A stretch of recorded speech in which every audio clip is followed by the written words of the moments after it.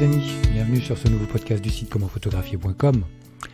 Alors aujourd'hui je voulais parler un peu de macro photo et savoir quel type d'appareil photo acheter quand on veut se mettre à la photographie macro, si vous n'avez pas de matériel. Alors il est évident qu'on peut, si on a un budget restreint, pour les tout débuts, pour débuter la photographie macro, on peut fort bien utiliser son téléphone pour commencer à faire de la photographie macro parce que souvent le smartphone permet de se rapprocher très près des objets, donc réussir à faire des photographies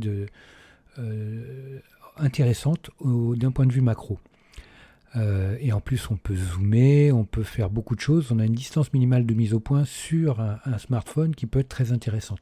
Alors il est évident que c'est en fonction du modèle que vous avez, bien sûr, mais sur les nouveaux, les appareils, les téléphones, les smartphones dernier cri, enfin à l'heure actuelle depuis 4-5 ans je dirais, on a des capacités de macro photo qui sont très intéressantes. Parce que moi personnellement j'ai testé, sur de l'iPhone, j'ai que de l'iPhone, mais sur l'iPhone XS par exemple, j'ai fait des photos d'escargots qui étaient quand même relativement sympathiques, des photos de papillons, des choses comme ça.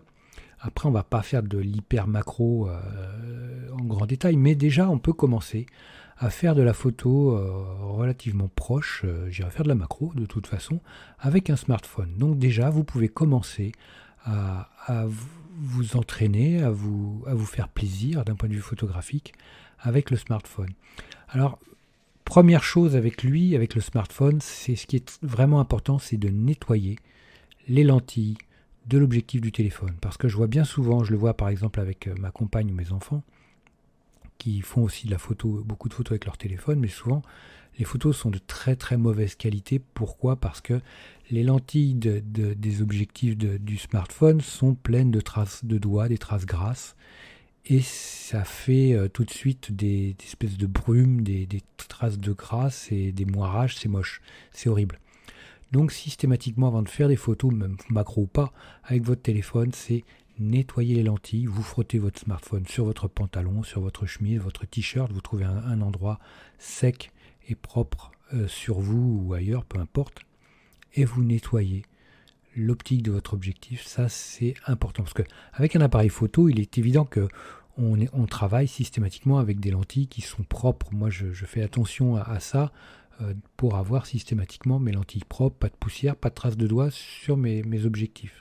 Donc pour le smartphone, c'est ni plus ni moins la même chose. Et surtout, n'oubliez pas, si vous faites du selfie, l'objectif en façade n'est pas à négliger non plus, donc nettoyez-le également. Voilà pour la partie smartphone. Alors maintenant, quel appareil photo on va pouvoir utiliser pour faire de la photographie macro ? Bien, moi, je vous encouragerais, maintenant je pense que c'est difficile de pouvoir acheter un appareil photo réflexe neuf. Je ne sais pas s'il en existe toujours à l'achat en neuf, mais bon, maintenant on est visiblement, de toutes les marques maintenant ne font quasiment que de l'hybride. Donc là, je mets un peu de guillemets sur ce que je vous dis, mais bon, je pense que dans les 6 mois, 1 an qui viennent, il n'y aura plus d'appareils photo réflexe de disponibles à la vente en neuf, mais vous pouvez acheter des appareils photo réflexe d'occasion, donc un boîtier réflexe d'occasion, un DSLR, un boîtier hybride également. Alors en boîtier hybride, je vous encouragerais à pas forcément utiliser un boîtier compact, bien que certains compacts aient des capacités macro extrêmement intéressantes, mais on va être quand même très restant au niveau des réglages. Donc favoriser appareil photo hybride avec des objectifs interchangeables et appareil photo réflexe, évidemment, pour faire de la macro.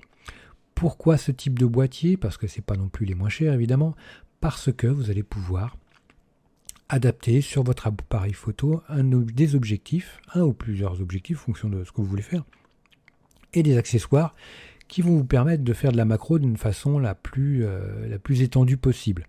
Bien sûr, comme ça vous allez pouvoir, par exemple, si vous en avez la possibilité, acquérir un objectif avec des capacités macro, par exemple le 100 mm macro Canon qui a des capacités macro qui sont excellentes. Si vous voulez utiliser des bagues à longe, tous les accessoires nécessaires et pratiques pour faire de belles photographies de macro, pour se rapprocher au maximum du sujet, donc des bagues à longe, ce sont des tubes qui vont rapprocher l'objectif du sujet, allonger le tirage donc, et augmenter les capacités de macros de votre appareil photo, de mettre des bonnettes, donc c'est des espèces de lentilles, des petites loupes que l'on va, des bagues avec des lentilles que l'on va venir mettre sur votre matériel photo. On peut également utiliser des bagues de réversion, c'est-à-dire qu'on va utiliser des objectifs, des zooms en général. Je ne sais pas si ça se fait avec des focales fixes, je n'ai jamais essayé. Mais avec des zooms, on peut utiliser des bagues de réversion, c'est-à-dire qu'on va retourner l'objectif, mettre la lentille frontale, fixer l'objectif avec la lentille frontale vers le boîtier, vers le capteur, et la partie griffe baïonnette va être à l'extérieur. Donc on fait également de la photographie macro en retournant l'objectif devant votre appareil photo. Si vous n'avez pas de bague de réversion, vous pouvez tester ça en tenant l'objectif retourné à la main devant votre appareil photo. Je ne vous cache pas que ça risque d'être compliqué au niveau de la mise au point, mais déjà vous pouvez vous rendre compte visuellement des capacités macro de cette technique-là. Donc après vous pourrez acheter dans le commerce des bagues de réversion qui vont adapter à la marque de votre appareil photo et de la taille du capteur, et également adapté au diamètre de la lentille frontale de votre objectif pour pouvoir l'adapter sur votre appareil photo. Donc la bague de réversion, c'est quelque chose de très intéressant. Donc vous voyez, l'intérêt de ces boîtiers-là, c'est de pouvoir travailler différents réglages, c'est-à-dire d'avoir travaillé la vitesse, le diaphragme, la sensibilité de façon beaucoup plus confortable qu'avec un appareil photo compact où on n'a pas trop le choix, comme un smartphone où on n'a pas grand choix au niveau des réglages. Donc avec ces boîtiers, vous aurez le confort des réglages plus le confort du choix de la technique de prise de vue macro, comme je vous les ai énumérés un peu plus haut. Donc vous pourrez même faire tout ce qui est la méthode de focus stacking, c'est-à-dire faire de la netteté, faire une multitude d'images avec des nettetés différentes et après les empiler dans Photoshop grâce à un script. Pour connaître comment tout cela fonctionne, toutes les méthodes de photographie macro, vous regarderez sur internet ou sur le site commentphotographier.com, vous y trouverez les réponses à vos questions, les amis. Vous pourrez aussi vous aider en allant sur internet, sur YouTube, pour voir ce qu'une multitude de photographes français ou anglo-saxons vous proposent également beaucoup de vidéos sur la multitude de techniques de macro dont je vous ai parlé, que ce soit la bague de réversion, que ce soit les bagues à longe, que ce soit les bonnettes ou le focus stacking. Vous trouverez également énormément de ressources sur internet, c'est quasiment illimité. Donc voilà, si vous avez des remarques, si vous avez des questions, laissez-moi tout ça en commentaire. Si vous avez vécu des expériences de ce point de vue-là, n'hésitez pas non plus à les partager. Partagez également ce podcast, ça m'aidera énormément. N'hésitez pas à me laisser un like, ça c'est super important pour moi également. Je vous like super fort comme d'habitude. Et puis n'hésitez pas à parler de ce podcast autour de vous. Et puis écoutez, bonne photo à vous. Et puis je vous dis à très vite. Ciao les amis.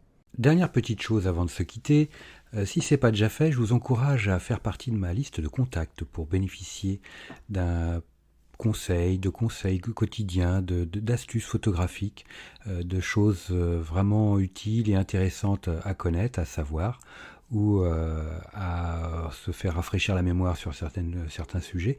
Il y a toujours un intérêt à avoir un petit lien entre nous au niveau quotidien. Il y a aussi quelques réclames commerciales, je dirais, de temps en temps. Voilà, donc n'hésitez pas à aller voir sur les formulaires du site comment-photographier.com. Vous en avez sur les articles au niveau de la colonne de droite ou autrement en bas d'article, vous avez des formulaires un peu partout et vous pourrez comme ça ainsi faire partie de la liste de contacts. Autre chose également, actuellement il y a 50% de réduction sur toutes les formations du site commentphotographier.com. Donc vous allez sur le site commentphotographier.com et vous allez sur la page formation tout simplement, ou alors comment-photographier.com/formation photo. Mais allez sur le site, ça sera beaucoup plus simple. Donc vous avez 50% avec le code 5050 en chiffre arabe et vous pourrez bénéficier de toutes les formations à moitié prix. Vous avez une quarantaine de formations sur la photo de paysage, vous avez des formations sur le portrait, vous avez des formations sur les photos d'enfance, sur les photos flash, sur la photo culinaire, j'en passe et des meilleurs les amis. Donc ne vous privez pas, c'est actuellement avec le code promo 50 50%. Voilà les amis, je vous dis à très vite pour de nouveaux podcasts. Ciao.